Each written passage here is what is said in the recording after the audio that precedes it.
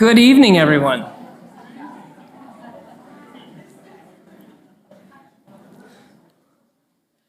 Welcome to Museum London for the opening reception of Words, London's Literary and Creative Arts Festival. My name is Josh Lambier, and I'm the Artistic Director of Words. It is a special privilege for me to greet all of you tonight on behalf of our volunteer organizing committee. A special privilege because we are marking a milestone year for the Words Festival.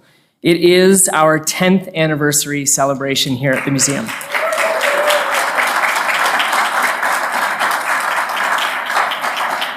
How many of you have been to a Words before? Wow, there we go. Look at that. That's amazing. That is very heartwarming to see. I look like to me more than half the audience that's been here with us before.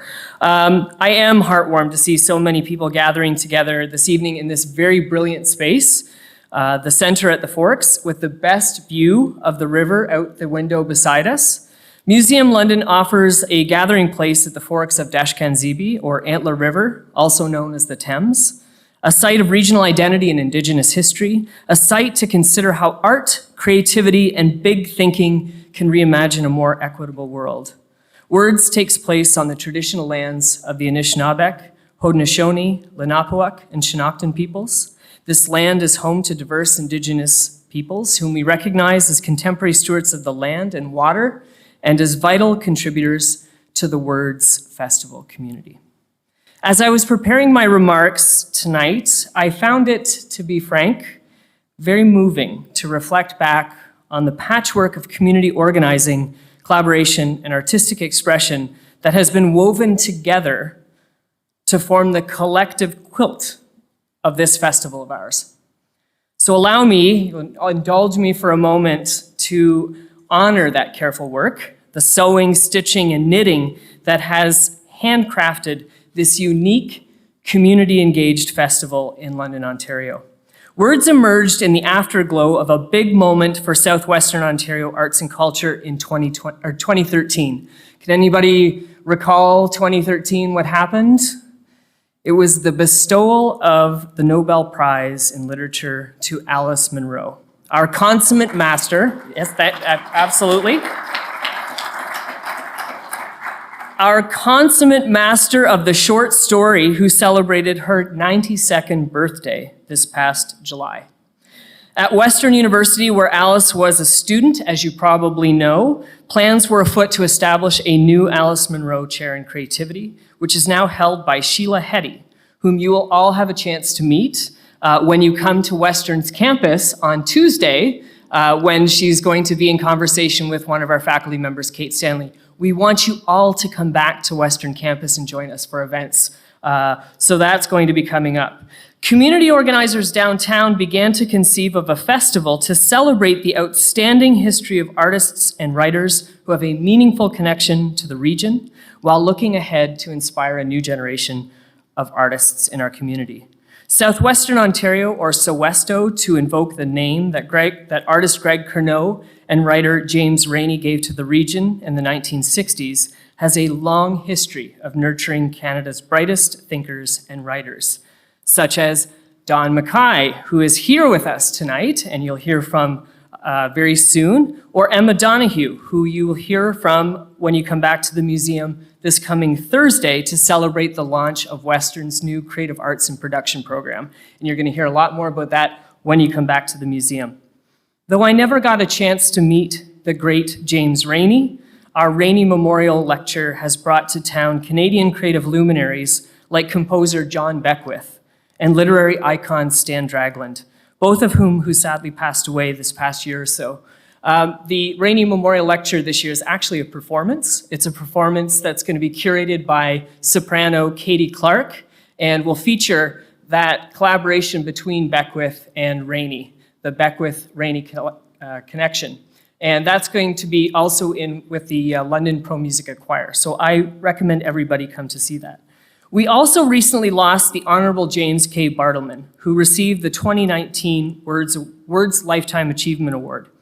I'm amazed when I consider what James Bartleman achieved in Canadian public life during times of crisis and change. Whether it was witnessing nuclear standoff as our ambassador in Cuba, Intifada, the eradication of smallpox, post-apartheid South Africa, the fall of the Berlin Wall. Bartleman was our representative on the ground for major world events that changed the lives of Canadians. And when he came home to Canada, to Ontario, as the first Indigenous Lieutenant Governor of Ontario, he turned his eye towards injustices within our own borders, our own communities. I had a chance to get to know Jim, as he asked you to call him after you got to know him, when he became a literary author later in life, writing novels that engaged with the experiences and challenges of Indigenous communities in Ontario, communities in our Southern Ontario. He was a remarkable representative of our region and one of the most extraordinary Western alumni I have had a chance to meet.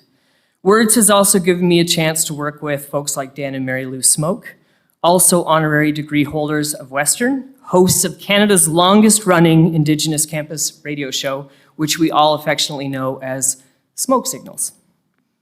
Words has afforded me the chance to work closer with visual artist, community organizer, and activist Jamili Hassan, who recently, this past few weeks, received an honorary degree from Western. And I wanted to take a chance today, and Julie's in the back, to congratulate her for that degree.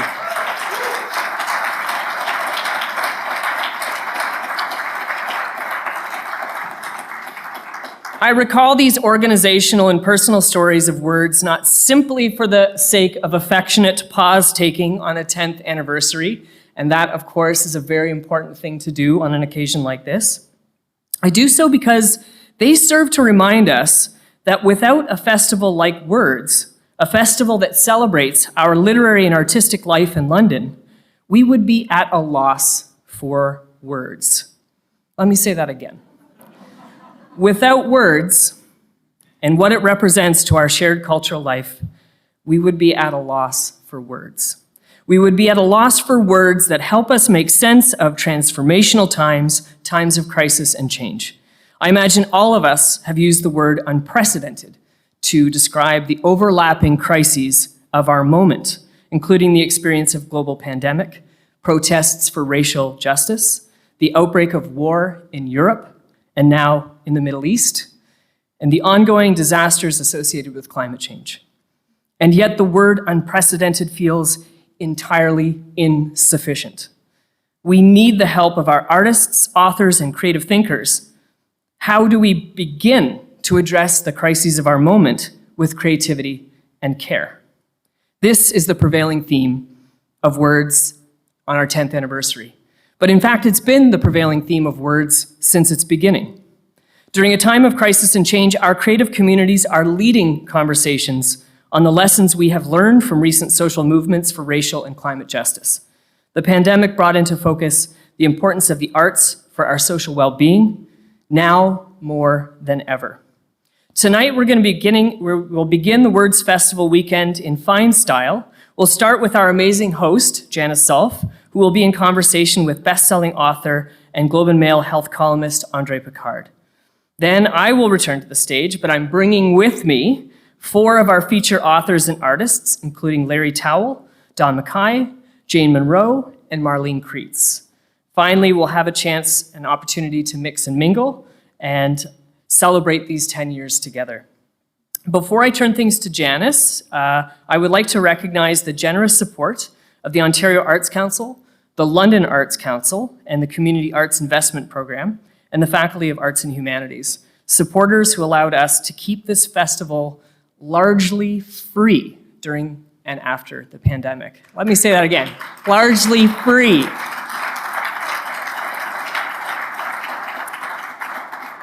Tonight's event is also in partnership with Embassy Cultural House, who have partnered to bring André Picard to London, as well as Don Mackay, Marlene Kreitz, and Larry Towell. We are pleased to have members of Scotia Wealth Management with us, original sponsors of Words from the very beginning. And I really want to, this is a very heartfelt, warm thanks to Museum London and the staff. We could not deliver this festival without you. Caffeine and the museum staff is the only reason I'm standing today.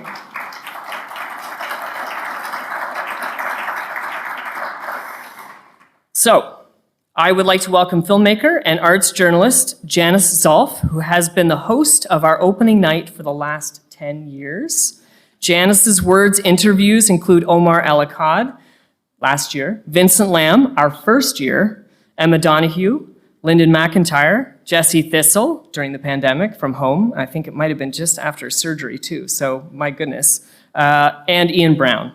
Janice has also written and directed 5 documentaries in Montreal, including Revealing Marie St. Pierre and Michael Bublé Audacious. She is also a board member of our beloved Forest City Film Festival in London.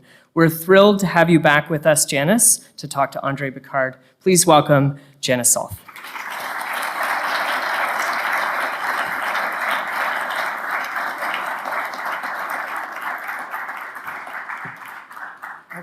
Speaking of surgery, I wasn't sure I'd be able to make that step with a new knee.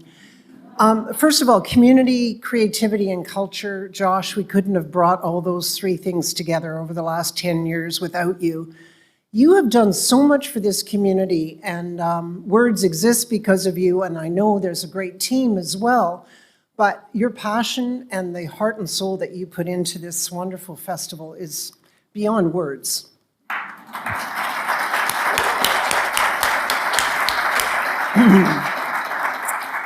Well, I'm really excited to be able to interview André Picard tonight and to introduce you to him.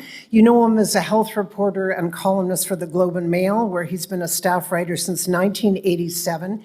He's also written 6 best-selling books, including this one, which you can buy and maybe get him to sign afterwards tonight. Andre's a 2-time winner of the columns category at Canada's National Newspaper Awards and past winner of the prestigious Michener Award for Meritorious Public Service Journalism.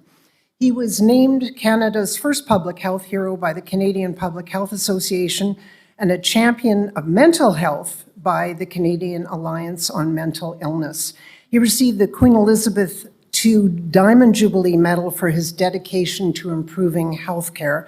And we're going to talk about that tonight. There's still some improving to go, I think, in healthcare. Andre's a graduate of the University of Ottawa and Carleton University and has received honorary doctorates from 8 universities, including UBC and the University of Toronto. It's my pleasure to introduce André Picard to you.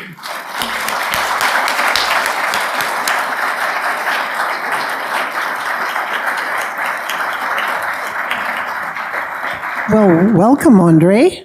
Thanks. So I've got your book if you need to read anything from it or refer to anything. And as I told you earlier, I've got my phone, not because I'm going to stop and post anything on Instagram, but just to keep a few notes. And, you know, I was thinking about all the things we could talk about tonight. And one of the main ones, of course, is COVID. And we're going to start with a mathematical question. If you had a loonie for every time you were asked, are we done with COVID yet? How big would that pile be? How many loonies? Well, I'd be able to retire, that's for sure. That's what I thought. Yeah. But no, it's not quite over. No? Okay. So where do we stand at this point in 2023 with COVID? Well, I think, you know, the first thing I did when I started writing about COVID was go back to my history. I'm a big fan of medical history and read about the pandemic of 1918-19. And the message there was it went on for more than a decade. So that's the reality. This is going to be with us a long time. We're adjusting relatively well. And that's what we have to keep doing. We have to adapt. We have to adapt to the waves. There's going to be little wavelets rather than big waves now. We're going to have to learn to behave differently in different circumstances, like in hospitals and long-term care homes where people are at risk. So it's a constant adaptation is what we need, and we're not doing a very good job of that. We're being kind of pig-headed and saying, oh, it's all done, and it's not done. Well, I'm hearing stories of people who are getting COVID now, and they're getting pretty sick. But yet, I flew back from France yesterday on an aircraft where I was the only one wearing a mask. People were coughing and sneezing around me, and I'm thinking, you know, you might want to sit 6 feet away from me. No, the reality is probably as many people have COVID today as at the peak of Omicron in January 2021. It's very, very prevalent. A lot of people have it. The good news is we have a lot more built up immunity. A lot of us are not going to get as sick anymore, and that's a good thing. But the vulnerable are still vulnerable. They always Yes. will be. Older people are still dying in fairly significant numbers, and they're going to continue to unless we take precautions in places like nursing homes. Well, if you think back, rewind a bit, what was the point where the switch changed in our heads that we said, we're done with masks, we're done with social distancing? When was that, and why did that happen? I don't think there was a switch. I think there was a gradual fading away, and I think it's just human nature. We know this from any tragedy. We can only keep our alert button on for so long, and then we adapt. The good thing about humans is that they're incredibly resilient and adaptable. The bad thing about humans is they're incredibly resilient and adaptable. Yes. We can adapt to anything. I get to travel around the world in my job a lot. Look at the circumstances people live in, and that becomes the norm. COVID's nothing. You know, people live in extreme poverty. People live in, you know, with millions of malaria deaths, of measles deaths. We adapt to anything, and that's not always a good thing. So we're going to have to learn to adapt to COVID too. It's just one of those things that we're going to have in our midst for many years to come. Yeah, I just hope we don't adapt with indifference. Where do we stand with vaccines at the moment? Well, I just got my 5th COVID vaccine. I got my flu shot. It was very hard to make an appointment for me. It's hard to get. There's not enough shots to go around. There are not enough people doing it. We don't have the mass mobilization that we did during COVID with vaccine clinics. Yeah. So it should be a lot easier to get our vaccines, but they're available. They work. You know, they're not magic, but they make a difference. They don't stop you from getting infected. They stop you from dying, and that's what matters. I want to ask you a couple of things that we learned during COVID. Words like herd immunity. You know, when I think of herd immunity, I think of Yellowstone and Kevin Costner, you know, rounding up the cattle. Isn't that, you know, what you do with herds of cattle? So what does that actually mean in terms of humans and COVID? Yeah, so herd immunity is what I talked about earlier. We've all been exposed. We build up antibodies, so we're at less risk. We can still get infected. It varies with different viruses, but with COVID, you can still get infected again, but you're not going to have as many symptoms. You're not going to have a risk of death. So that's and the herd is, if you have enough people in that situation, the virus just can't get as good a foothold. It can't do as much damage. So when we talked about herd immunity early in the pandemic, I think it was kind of a utopian notion that if we all get infected, then we'll never get infected again. Sort of like, you know, if you get the measles, you're not going to get the measles again. But COVID is a different virus from the measles. The measles is a very simple virus. I got my first measles shot, I think, in 1962. I still have immunity to the measles. That's not what COVID is like. It's a more wily bug. It's a little different. So I think that's what we didn't have enough nuance at the beginning of COVID to understand that not every virus behaves the same. And I think we had this dream that we'll just all get sick once and that'll be that. And that's not the reality. This is more like a flu, like a cold, that you can get reinfected almost perpetually. Well, now that you've brought up the measles, you've written about SARS, you've written about HIV, AIDS. You were actually a young reporter when you were writing about AIDS. Was that just when you were coming out of journalism school? Yes, I was indeed once young, like many of us, but I have vague memories of that. We'll get back to that too. Okay. So I started, AIDS is kind of the arc of my career. So I started covering AIDS when I worked on a student newspaper. That's how I got interested in journalism. That was in 1981. I wrote my first story about AIDS, which wasn't called AIDS back then. It was called GRID. It was called Gay-Related Immune Deficiency. When I went to the Globe as a summer student a few years later, AIDS was just starting to be covered by the mainstream media. And my bosses just kind of said, you know as much as this about as anyone, which was nothing, so you do it. And, you know, almost 40 years later, I'm still writing about AIDS. So how many people did we lose worldwide to AIDS, HIV/AIDS? Roughly 76 million people have been infected and more than half of them have died. So to give you some context, that's much bigger than COVID, right? It's 36 million deaths and counting. And a lot of people still living with this, essentially a fatal disease. It'll eventually die of some consequence of it, some symptom of it. So it's a huge pandemic, probably the biggest pandemic in the history of humanity, except for the Black Plague. But the Black Plague occurred at a time where we had no medicine, etc. Yes. So, But because COVID is so recent, we think about that as the most important and lethal.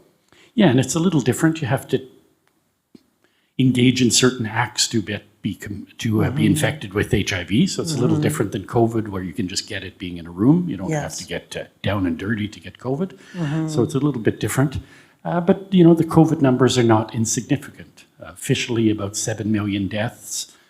Realistically, probably 20 million people have died of COVID. So it's not insignificant, and it's in a short period. AIDS is 40 years, COVID is 3 years and counting. And there's nothing insignificant about Canada's record during COVID. We lost a lot of people. We didn't handle this pandemic very well, did we? Yeah, we've had officially 53,000 deaths, which is a significant number, but the most shocking and the most appalling part of COVID is who died in Canada. So more than half of those 53,000 deaths, about 24,000, I guess that's not quite half anymore, but were people living in long-term care. So that's less than 1% of the population, 50% of deaths. That's an appalling record. I call it in this book that you're holding, I call it a massacre of neglect. The way we let COVID run rampant in this very, very vulnerable population. So that's who died, is mostly people in care homes.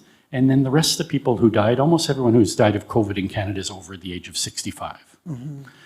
Very few young people died, which is a good thing, but it's also understandable. So we didn't do a good job of protecting the people we should have protected. Well, this is why you called it long-term carelessness versus long-term care. It's a really important distinction.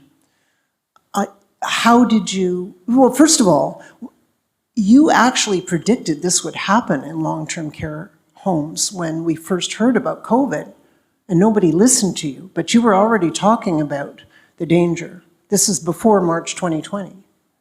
Yeah, so in early January 2020, I wrote about, you know, this is who's at risk of this new virus. And it wasn't so much a prediction as just, as I said earlier, I like history. This was entirely predictable by anyone who made any effort to think about this. This is who was at risk. We had had SARS 15 years earlier. The first thing I ever wrote about COVID was on December 31st, 2019. I was in exchange on Twitter with my friend Helen Branswell, who was a reporter at Canadian Press, and we had both covered SARS. And she tweeted, "Wow, this seems eerily similar to SARS. I hope it isn't that bad." And I sort of weighed in and said, "Yeah, sure hope not. You know, 44 people died of SARS. We can't have that again." Little did we know, you know, that it would be literally thousands of times worse. But we did have an inkling of this is what's coming. Where did everyone die of SARS? They died in hospitals, and they died in nursing homes. And the same thing happened again, but just on a massively larger scale. So nothing that happened was not predictable. I mentioned earlier, the first book I read, I went back and read a fabulous book called The Great Influenza, a history of the pandemic of 1918.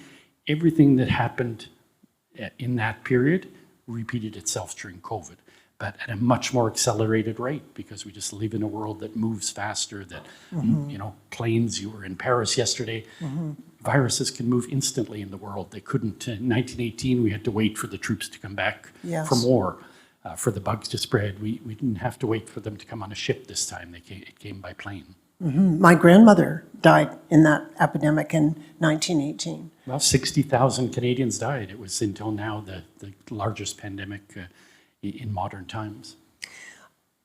What do you love about infectious diseases? It kind of sounds like an oxymoron, but you really do love writing about infectious diseases. But they're not just about disease, are they?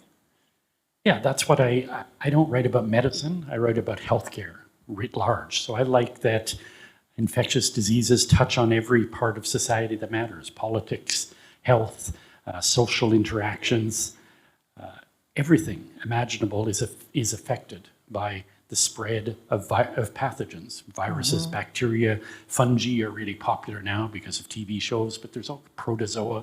There's a million different kinds of bugs out there, and they all have really interesting stories, and they all have a backstory of people that's super interesting, and of science. So it's 40 years of writing about infectious disease, and there's no lack of stories going forward.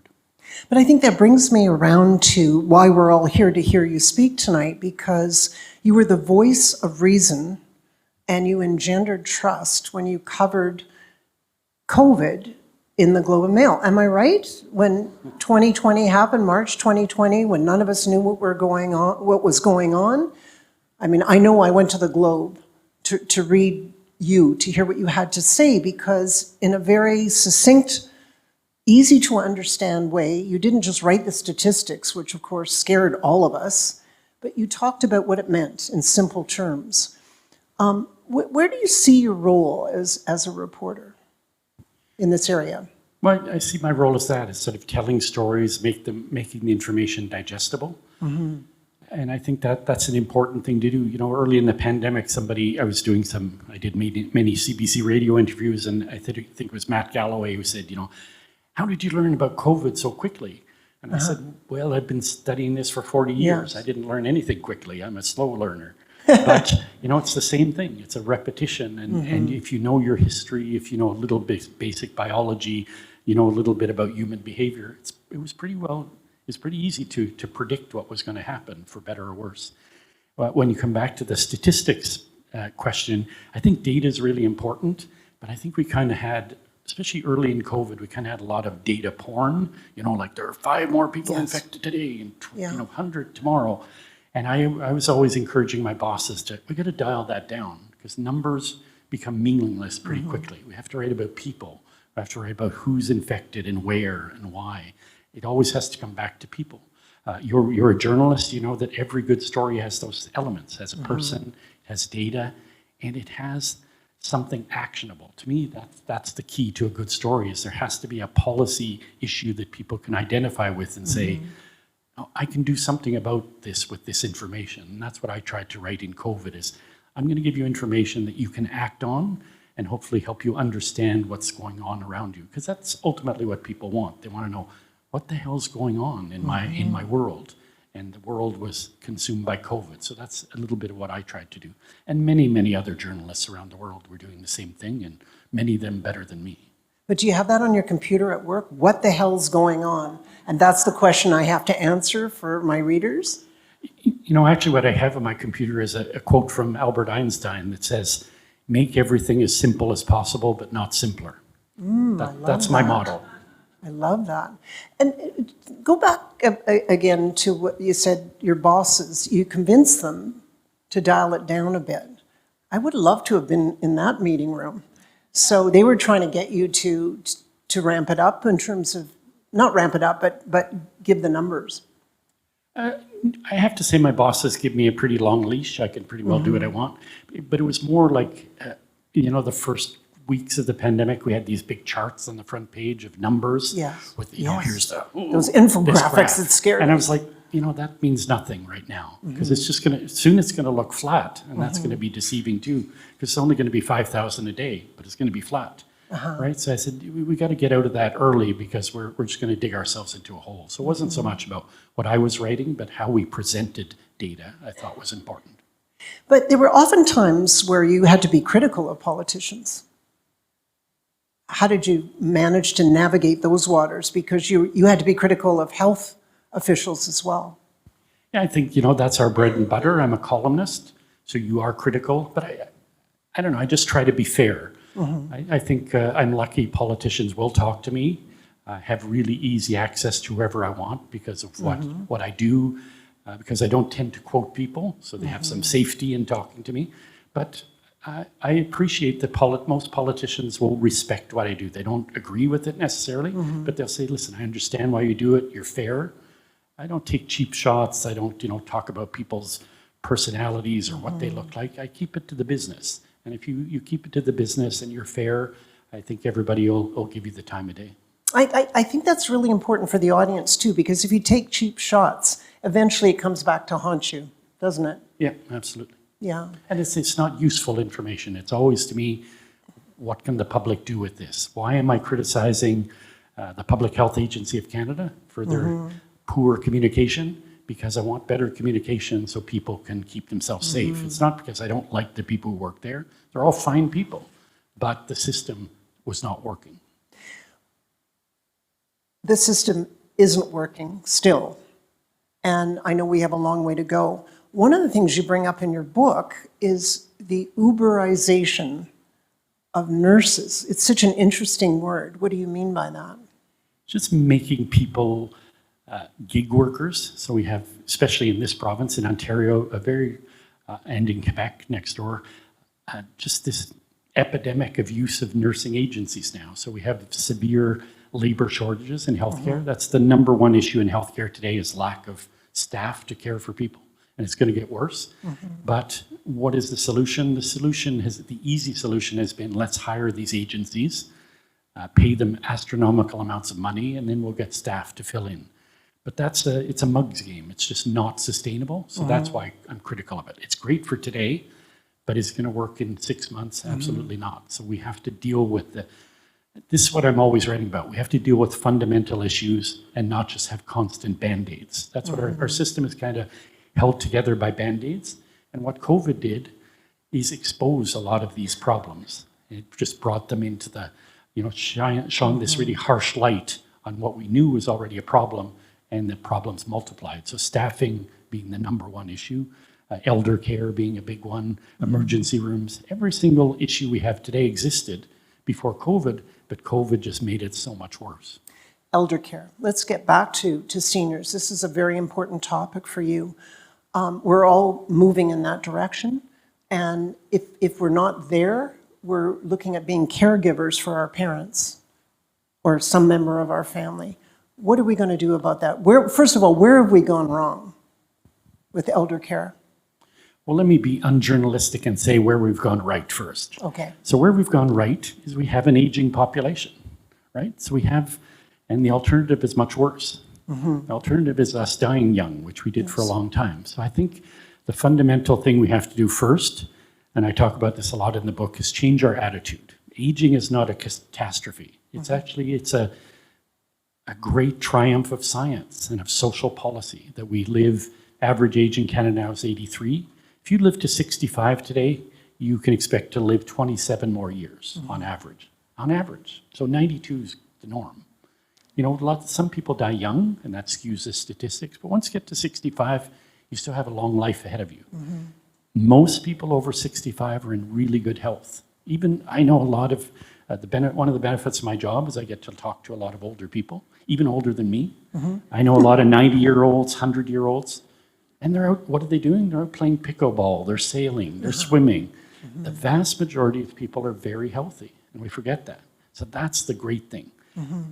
Roughly 7% of people over the age of 65 have some disability that makes them need pretty well around-the-clock care. So that's a very small percentage of the population, but we have to take care of them. If you take care of the neediest of the needy, everything else takes care of itself. So that's always been a theme of mine, is focus on people with disabilities, people with multiple chronic illnesses. The tough cases, once you deal with those, the rest of the stuff is pretty easy. Other countries are doing a better job of taking care of seniors than we are, like Denmark, for instance. How do they do that? Yeah, so Denmark's kind of held up as the gold standard. I was just in Copenhagen again and visiting some nursing homes. First, I have to say they don't know anything more than us. They don't have better medicine. They don't spend more money. They don't have magic. What they do is they have a different cultural attitude. They respect their elders. So they have a fundamental philosophy that we want people to live in society as long as it's possible. Once you have that, it's pretty easy. The rest is plumbing, right? Once you have a really good blueprint, the rest is just plumbing. So that's what we need. We need that better blueprint, that better cultural respect for our elders. So what does Denmark do? They say, who wants to live in it?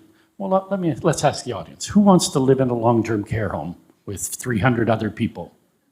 Nobody? Well, there's one, okay. So I always ask this to audiences. I usually get one. Do you own a care home? No? Okay. No, I'm just joking. But, virtually no one wants to live there. Some of us are going to have to, and we have to talk about that. Maybe we'll talk about that later. But the reality is people want to live independently as long as possible. I believe in democracy. We should give people what they want. Yeah. Let's adjust the system to people's wants and needs and stop, we essentially force people into situations they don't want to be in and they don't need to be in. It's really inordinately expensive to keep people in institutional care. It's a much better investment to keep them in the community. It's good for the economy, it's good for their health, good for their mental health, it's good for their families. So that's what Denmark and Norway and Sweden and these countries with better cultural values than us, I would say, do. They say, well, we're going to keep you where you want to be as long as possible. And when you do need care, 24/7 care, maybe you have dementia, Parkinson's that is debilitating. When you need that, we're going to put you in a care home, but it's actually going to look like a home. So when I go to Copenhagen, I walk down the street, family home, care home, family home. You don't see the difference. 10 people live there. They have their caregivers in their civvies. They don't have the whole uniform, medical uniform. It's not a medicalization of life. It's not sending people away to be rendered disabled. That's what we do in Canada. We take people's autonomy and agency away from them, and we stick them there and we do things to them. I visited a care home in Copenhagen recently. All people with Alzheimer's, they cooked their own meals. They had some help, because they're not always the best cooks. They forget stuff. But they cook their own meals, they clean up, they live in their home. We don't do that in Canada. We stick you in a wheelchair and we plump you in front of the TV to watch whatever, soap operas, while somebody microwaves your dinner. That's going to taste like crap that you're not going to eat. It's about attitude. It doesn't cost more money to do this right, but we have to start changing. So how do we collectively change that attitude? I think we have to demand it. I think we have to believe in democracy and say we're not going to tolerate this anymore. And I know I'm sort of at the very edge, but I'm sort of a boomer. But real boomers, who are a decade older than me, they're not standing for this, right? They're voting, but they're voting with their wallets. So they're buying better care. And that's okay in the short term, but what that's doing is creating inequity. And to me, that this is happening kind of offends and undermines our notions of Medicare. So what does Medicare mean? Medicare is no one should be denied essential care because of an inability to pay. That's not a reality in Canada anymore, because all kinds of people are being denied essential care because they can't afford to buy better care when they get older. So that has to change, and it has to change quickly, because I just see this cleavage coming where there's rich people get good care and poor people get really bad care. That's becoming the reality of elder care, and that's just not. I think that offends the most fundamental of Canadian values.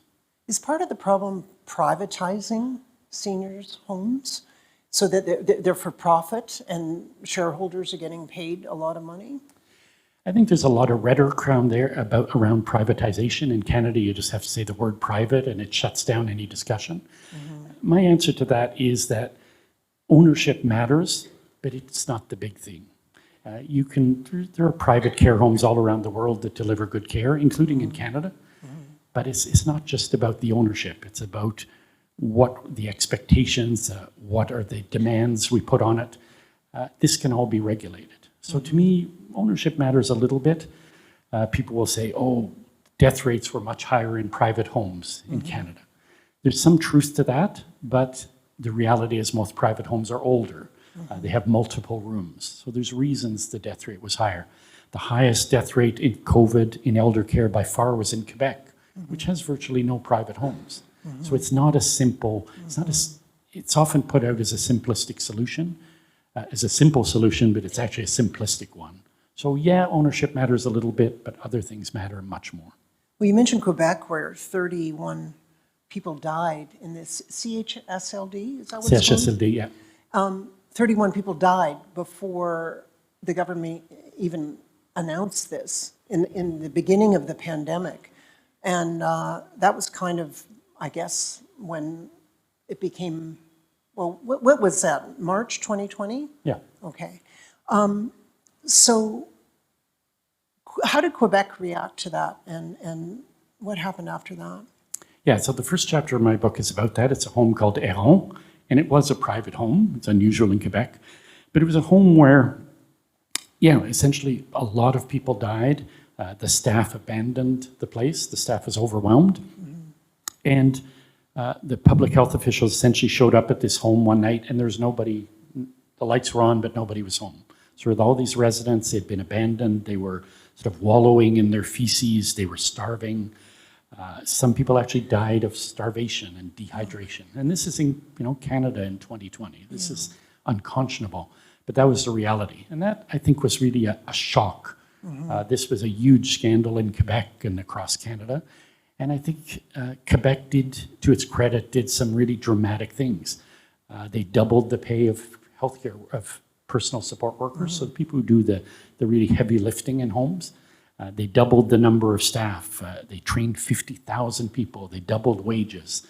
They brought in new regulations of nursing homes, et cetera. They did a lot, but there was quite a cost to get there. There were many deaths, and there were horrific deaths. I travel around the world and I tell people this. I say, can you believe that someone starved to death in Canada in 2020? And it wasn't just someone, it was dozens of people. And it happened not just in Quebec, it happened because these homes just couldn't keep their staff. They couldn't keep up with the rates of infection were just so high. There was a home in Quebec I wrote about that had 60% of the residents were sick at one time. You had 200 residents and 140 of them were essentially dying all at the same time. We just can't conceive of how bad things were. May we never go back to that ever in this country. Hopefully. What did we learn? Well, I hope we learned something. Some days I say nothing, but I don't want to be too cynical tonight. I think we learned a lot of things. The question, and we always learn, the question is, will we act on what we learned? And that's the part that always kind of lets me down in my many years of journalism. So I think we learned that some people in society are much more vulnerable than others, and that I hope that we learned that equity is much more important than equality. So some people need more care, some people need more protection, and that's not unfair, that's actually fair. So we did some remarkable things during COVID. We housed homeless people. Can you imagine? What a radical idea. I've been writing the same column for 25 years. The solution to homelessness is homes. We did that during COVID because why? Not because we suddenly became more compassionate, because the hotel industry needed a bailout.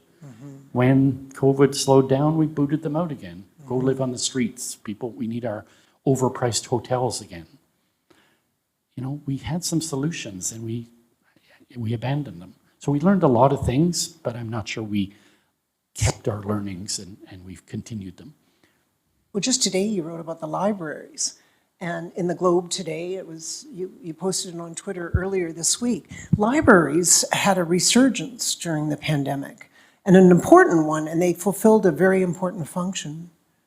Yeah, libraries have, and this was before COVID, but it became doubly important during COVID. They've become social hubs where people who are lonely, where people who are homeless, where people need to go to the bathroom. It's difficult to find bathrooms in big cities, even though we have an aging population. One of my pet topics.